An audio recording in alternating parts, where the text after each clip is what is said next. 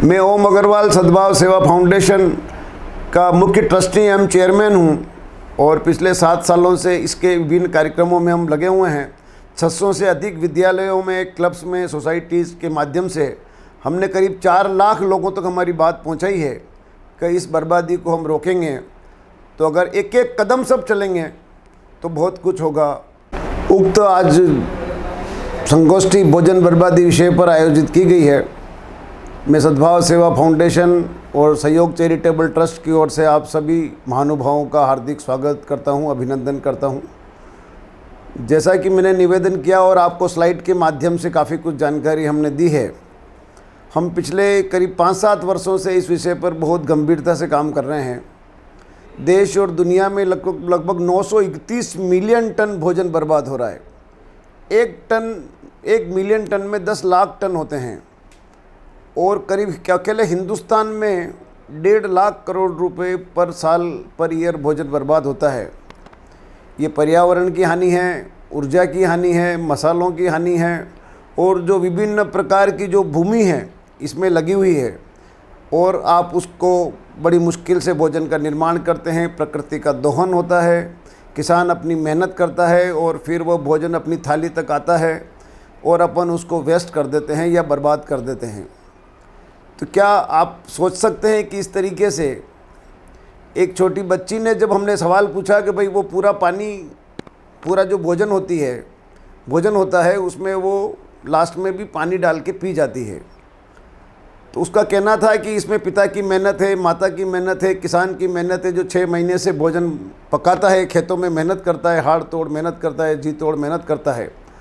प्रकृति की कृपा से, भगवान की कृपा से उस भोजन में पौष्टिकता आती है और वो भोजन पकता है और वह फिर अपने किचन तक और अपनी थाली तक आता है। हम विभिन्न माध्यमों से देखते हैं कि वह भोजन बर्बाद हो जाता है, शादियों में, पार्टियों में, होटल्स में और इवन घरों में। तो इस भोजन की बर्बादी को हमें निश्चित तौर पर सोचना चाहिए, रोकना चाहिए। पूरी दुनिया में लगभग 20% लोग भूख से पीड़ित हैं और करीब 40% जो लोग हैं वो कुपोषण के शिकार हैं। वो भोजन तो करते हैं परंतु उनको जो आवश्यक तत्व होते हैं, जैसे प्रोटीन हुआ, जैसे एंजाइम्स हुए हैं, जैसे विटामिन्स हुए हैं, जैसे मिनरल्स होते हैं, वो उनको नहीं मिलते हैं।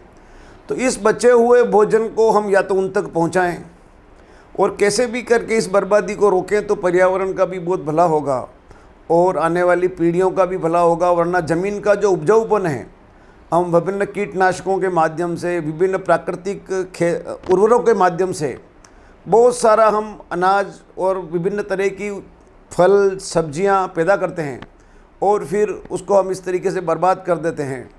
हमारा मानना है कि इस पर गंभीर रूप से विचार करके सरकार को, समाज को कानून बनाना चाहिए कि आपके पास पैसा हो सकता है परंतु आप भोजन को बर्बाद करने का अधिकार किसी ने आपको नहीं दिया है। ये मानव सभ्यता के लिए और जो एक विकासशील अपने आप को मानव समाज कहता है, ये उचित नहीं है और तुरंत इस पर कार्रवाई करनी चाहिए।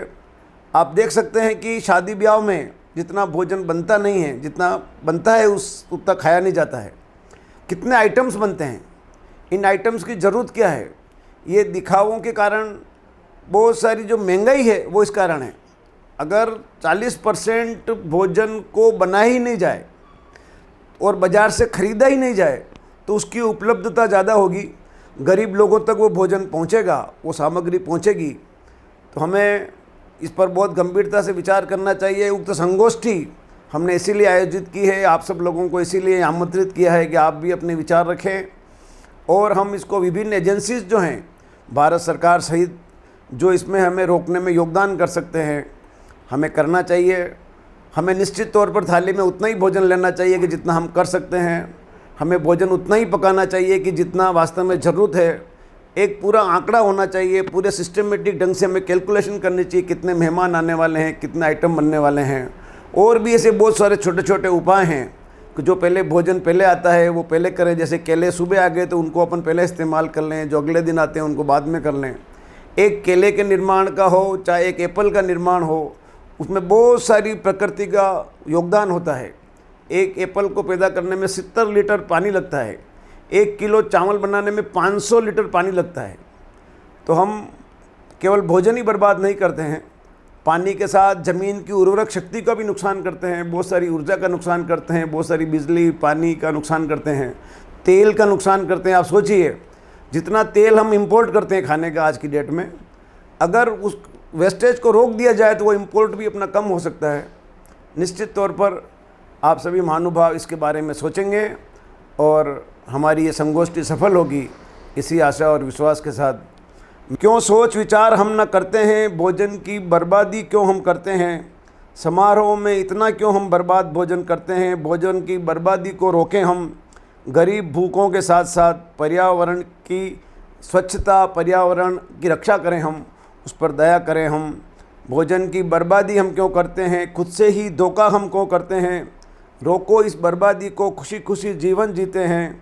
आओ सब मिलकर इस धरा की मदद करते हैं, करोड़ों का भोजन यूं ही बर्बाद हो रहा, देखो अन्न देवता हमसे रुष्ट हो रहा। अन्न देवता को हम वास्तव में अन्न देवता माने और इसकी बर्बादी को रोकें, इसी आशा और विश्वास के साथ सबको नमस्कार। द कलर्स 18 उदयपुर न्यूज़ को सब्सक्राइब करें और हमेशा अपडेट रहिए।